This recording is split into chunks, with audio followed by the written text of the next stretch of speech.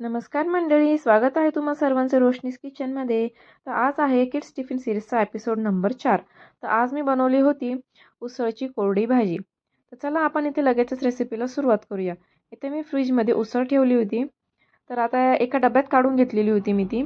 आता यातून जेवढी उसळ मला बनवायची तेवढी मी इथे कुकरमध्ये टाकून घेणार आहे.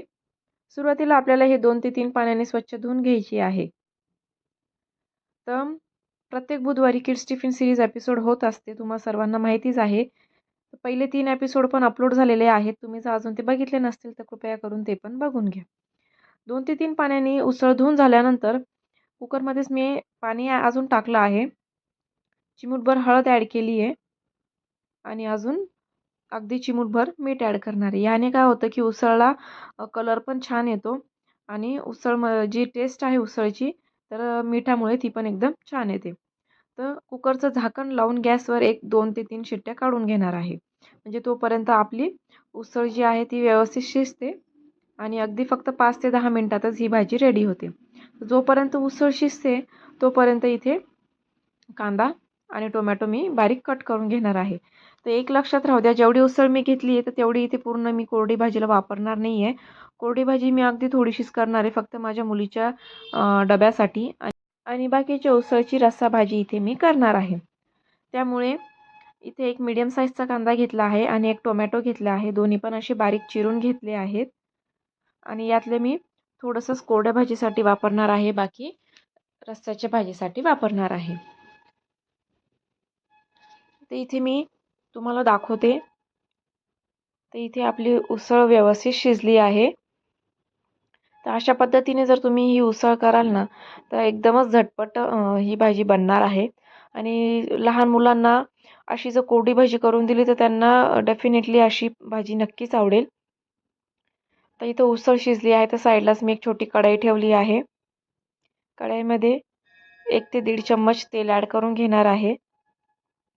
या सिरीजमध्ये तुम्हाला अगदी सोप्या भाज्या किंवा अजून स्नॅक्स बघायला भेटणार आहेत. इथे टोटल 10 एपिसोड मी करणार आहे. आज आहे 4था एपिसोड आणि प्रत्येक बुधवारी हे एपिसोड अपलोड होत असतात. तर बघायला विसरू नका. चॅनलला नवीन असाल, अजून सबस्क्राईब केलेलं नसेल तर सबस्क्राईब करा, म्हणजे तुम्ही एकही व्हिडिओ मिस करणार नाही. व्हिडिओ जर तुम्हाला आवडला तर व्हिडिओला लाईक करायला पण विसरू नका आणि हां, कमेंट नक्की करा. तर आता त्याच तेलात मी थोडेसे 4 ते 5 कढीपत्त्याचे पाणी टाकले.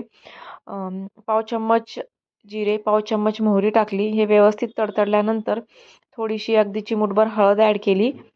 आता हे सगळं व्यवस्थित तडतडल्यानंतर आपल्याला यामध्ये बारीक कट केलेला थोडासा कांदा आणि थोडासा टोमॅटो घालायचा आहे.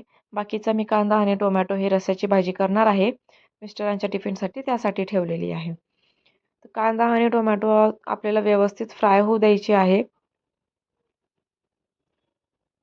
मोस्ट ऑफ दी मुलांच्या टिफिनला भाजीपोळीच टीचर्स जे आहेत ते आपल्याला प्रेफर करायला सांगतात की भाजीपोळीच द्या. तर अशाच साध्या सिंपल रेसिपीज भाजींच्या तुम्हाला या सिरीजमध्ये बघायला भेटणार आहे. आणि हप्त्यातून एकदा मी माझ्या मुलीला स्नॅक्स पण देत असते किंवा अदर भाजीपोळी सोडून दुसऱ्या रेसिपीज जसे आप्पे, पराठे असे पण देत असते. तर त्या पण रेसिपीज इथे अपलोड होत असतात. त्यानंतर वरतून चवीनुसार मीठ टाकलं आहे. मीठ टाकताना एक काळजी घ्यायची आहे की जेव्हा आपण उसळ कुकरमध्ये टाकली शिजायला तेव्हा पण थोडं मीठ घातलं होतं. त्यामुळे इथे मीठ आपल्याला चवीनुसार काळजीपूर्वक ॲड करायचं आहे. त्याच्यानंतर वरतून पाव चम्मच हळद ॲड केली आहे. अर्धा चम्मच लाल मसाला, पाव चम्मच गरम मसाला आणि पाव चम्मच काळा मसाला. काळा मसाला जो आहे तो टोटली ऑप्शनल आहे. तो नाही घातला तरीही चालणार आहे. आता माझी मुलगी जास्ती तिखट खात नाही. मी प्रत्येक व्हिडिओमध्ये हे सांगत असते. त्यामुळे इथे मी तिखट कमी ॲड करते. तुम्ही तिखट तुमच्या मुलांच्या आवडीनुसार किंवा ते कितपत तिखट खाता त्याच्यानुसार तुम्ही कमी जास्त करू शकता. त्यानंतर कुकरमधली शिजलेली उसळ जेवढी मला इथे कोरडी उसळ बनवायची आहे तेवढी यामध्ये टाकून घेतली आहे आणि मिक्स करून घेणार आहे. तर बघितलंच तुम्ही की किती साध्या आणि सिंपल पद्धतीने आपली उसळची कोरडी भाजी रेडी झालेली आहे. सकाळच्या घाई गडबडीत काय होतं की सगळ्यात आधी सुचत नाही का काय बनवावं आणि घरात जे ऑप्शन अवेलेबल असतील तर ते पटकन बनतील का नाही असं पण होतं. आणि उसळच्या भाजीला पण जर आपण डायरेक्ट टाकली तर ती शिजायला पण टाईम घेते आणि कोरडी भाजी करायची म्हटलं तर वेळच लागतो. तर तुम्ही मी सांगितलेल्या पद्धतीने जर कराल ना तर नक्की तुमच्या भाज्या परफेक्ट बनतील आणि लवकर देखील बनतील.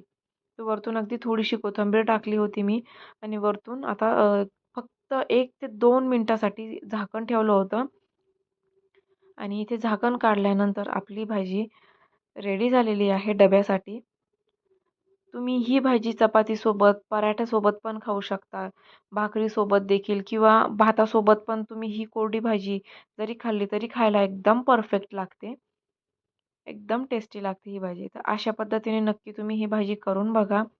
कसा वाटला व्हिडिओ मला कमेंटमध्ये नक्की सांगा किंवा तुम्हाला अजून कुठली रेसिपी बघायला आवडेल ते पण मला तुम्ही कमेंटमध्ये सांगू शकता. तर आता मी ही भाजी वाटीमध्ये सर्व्ह करून घेणार आहे. मीन्स वाटीमध्ये मी ती काढून घेतली आहे. नंतर ही टिफिनमध्ये मी पॅक करून देणार आहे. तर अशा पद्धतीने आपली भाजी रेडी आहे. व्हिडिओला तुम्हाला थोडा जरी आवडला असेल तर व्हिडिओला लाईक करायला विसरू नका. चॅनलला सबस्क्राईब करा. बेल आयकॉनवर क्लिक करा. म्हणजे पुढच्या येणाऱ्या सगळ्या व्हिडिओ तुम्ही मिस करणार नाही. तुम्हाला नक्की चॅनलवर पहिले बघायला भेटेल. अशा पद्धतीने वरतून थोडीशी अजून कोथिंबीर टाकून भाजी रेडी आहे. Thanks for watching. Bye bye. भेटूया नेक्स्ट व्हिडिओमध्ये.